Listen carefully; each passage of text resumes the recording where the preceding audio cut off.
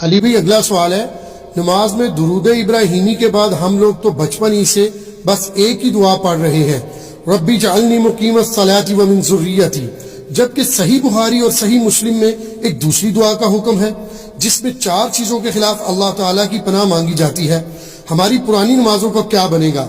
Please کوئی حل ضرور بتا دیں، شکریہ۔ پہلی بات ہے کہ پرانی نمازوں میں تو اپنے بابوں کو روئے نہ جنہوں نے آپ کو ادھورا دین دیا ہے۔ دیکھیں یہ بڑا کریٹیکل مسئلہ ہے، بخاری اور مسلم دونوں میں حدیث ہے، نبی علیہ السلام اما عائشہ کہتی ہیں سلام اللہ علیہ اور باقی کئی اصحاب سے حدیث ہے کہ نبی علیہ السلام ہمیں نماز کے تشہد میں 4 چیزوں کے اگینسٹ اللہ کی پناہ مانگنے کا حکم دیتے تھے۔ حکم کے الفاظ تو بڑے سخت ہیں، اور حتیٰ کہ صحیح مسلم میں ایک طریق کے اندر آتا ہے کہ طاؤس تابعی جو عبداللہ ابن عباس کے شاگرد تھے، بخاری مسلم کے حدیثوں کے راوی ہیں، وہ یہ کہتے تھے کہ جو شخص ان 4 چیزوں کے اگینسٹ تشہد میں اللہ کی پناہ نہیں مانگتا تو میرے نزدیک اسے نماز ہی دوبارہ پڑھنی چاہیے۔ اتنی سختی تو بھول چک معاف ہے، پہلے جو کچھ ہو چکا وہ معاف ہے۔ یہ جو ان کی سختی ہے یہ بھی تاکید کے لیے، ویسے تو کوئی تشہد کے بعد درود شریف پڑھ لے تو اس کی نماز کامل ہے، دعائیں سنت میں آتی ہیں، فرائض میں نہیں آتی۔ لیکن طاؤس تابعی رحمہ اللہ کا یہ موقف تھا، چونکہ نبی علیہ السلام نے حکم دیا نماز میں پڑھنے کا، اس کو حکمیہ لینا چاہیے۔ تو بخاری مسلم الفاظ ہیں 4 چیزوں کے شر سے، مختلف الفاظ کے ساتھ ہیں، وہ چیزیں 4 ہی ہیں۔ اللہم انی اعوذ بک من عذاب جہنم ومن عذاب القبر ومن فتنة المحیا والممات ومن شر فتنة المسیح الدجال، یعنی جہنم کے اگینسٹ اللہ کی پناہ، عذاب قبر کے اگینسٹ اللہ کی پناہ، زندگی اور موت کے فتنے کے اگینسٹ اللہ کی پناہ، اور دجال جس کا دجل سے ایمان والوں کو اللہ ہی بچائے، آمین ثم آمین، اس کے اگینسٹ اللہ کی پناہ۔ یہ 4 چیزوں کے شر کے اگینسٹ۔ باقی یہ بات صحیح ہے کہ بخاری شریف میں الفاظ ہیں جب تم تشہد میں درود شریف پڑھ چکو اس کے بعد جو چاہو اپنے رب سے مانگو۔ اس کے تحت صرف یہ دعا نہیں، یہ دعا تو ہے ڈیٹم لیول پہ کمپلسری، اس کے بعد آپ کو جو دعائیں یاد ہیں کتاب و سنت میں عربی زبان کے اندر دعائیں معصورہ ان کو کہتے ہیں، وہ پڑھیں۔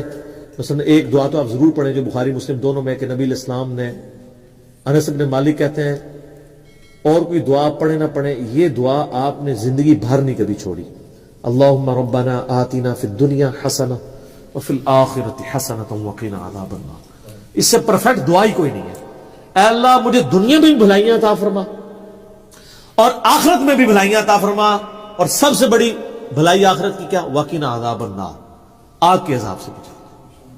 یہ اس سے بڑی کوئی دعا نہیں ہے، اور سب دنیا کے ہر کام کے لیے یہی دعا ہے۔ کسی کی اولاد نہیں ہو رہی تو یہ ہے، کسی کی نوکری کا ایشو ہے یہ ہے، کسی کو بیماری کا ایشو ہے یہ ہے، بھلائی ہے نا۔ اور مسلم شریف میں بڑی پیاری حدیث ہے، ایک صحابی کے بارے میں آتا ہے صحیح مسلم میں کہ وہ اتنے کمزور ہوئے گویا کہ چڑیا کی طرح ڈھانچہ ہو گئے، تو نبی علیہ السلام ان کی عادت کے لیے گئے۔ آپ کو اندازہ ہو گیا کہ اس نے کوئی کام ڈالا ہوا ہے، آپ فرمایا تو اللہ سے کیا مانگتا ہے؟ اس نے عرض کیا اللہ کے رسول میں تو اللہ سے یہ مانگتا ہوں کہ اے اللہ جو تو نے مجھے آخرت میں عذاب دینا ہے نا دنیا ہی میں دے لے۔ ہوئے اب سبحان اللہ، کیا تم اللہ کے عذاب کو برداشت کرنے کی طاقت رکھتے ہو؟ یہ تم کیوں کہہ رہے ہو کہ اے اللہ جو مجھے آخرت میں عذاب دینا دنیا میں دے لے؟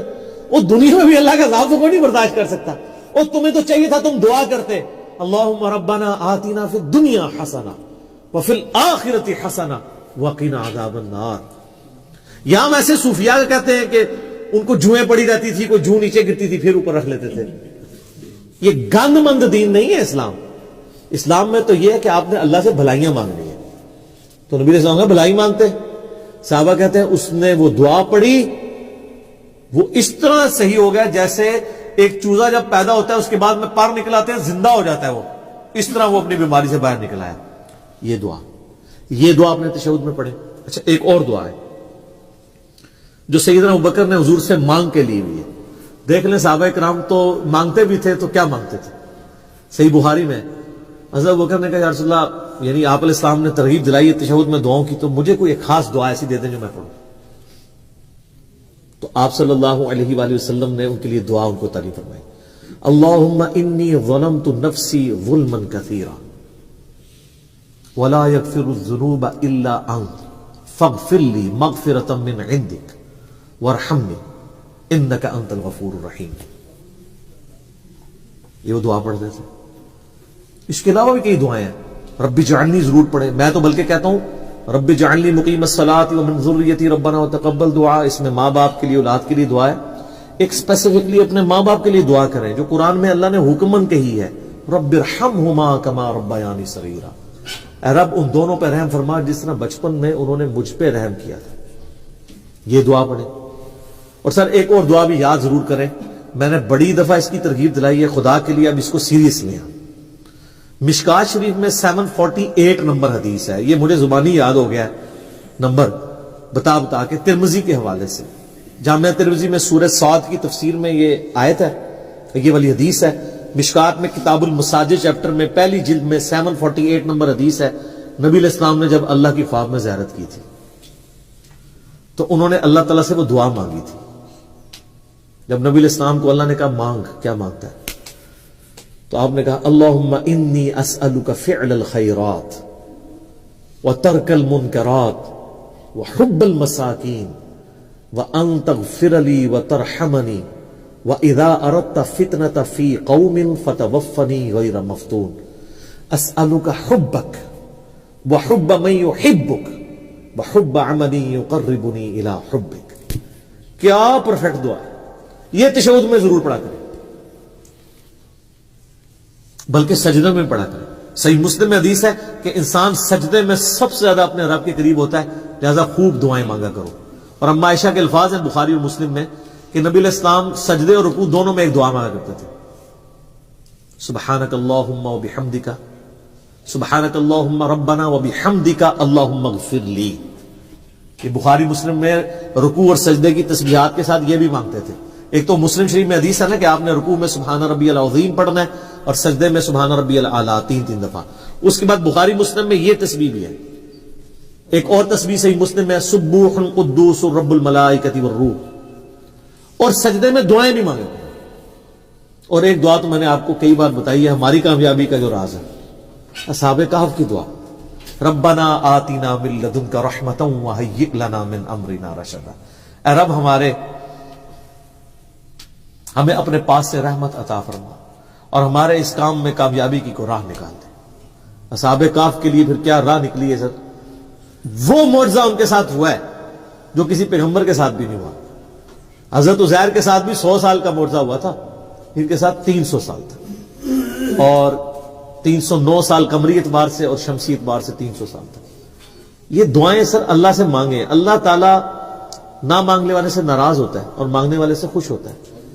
یہ کائنات کا ایسا بادشاہ ہے, بلکہ یہی بادشاہ ہے کہ جو نہ مانگنے والے سے ناراض ہوتا ہے. باقی تو دنیا میں کوئی بادشاہ ایسا نہیں ہے کہ آپ اس سے مانگیں اور بار بار مانگیں اور وہ تنگ نہ پڑے. اللہ کہتا ہے نہیں مانگو گے میں ناراض ہو جاؤں گا. ادعونی استجب لکم, سورۃ المؤمن آیت نمبر 60. اے میرے بندو مجھ سے مانگو میں عطا کروں گا. ان الذین یستکبرون عن عبادتی, جو تکبر کرے گا نا مجھ سے نہیں مانگے گا, میں اسے ذلیل و خوار کر کے دوزخ میں ڈالوں گا. وَإِذَا سَأَلَكَ عِبَادِي أَنِّي, جب میرے بندے آپ سے پوچھتے ہیں میرے بارے میں تو آپ فرما دیں کہ میں انی قریب, میں بالکل قریب ہوں. اجیب الدعوۃ الداعی اذا دعان, ہر سننے والے کی پکار سنتا ہوں جب وہ مجھے پکارتا ہے. لیکن شرط ہے فلیستجیبوا لی, تم بھی میرا حکم مانا کرو, ولیؤمنوا بی, اور مجھ پہ ایمان لاؤ,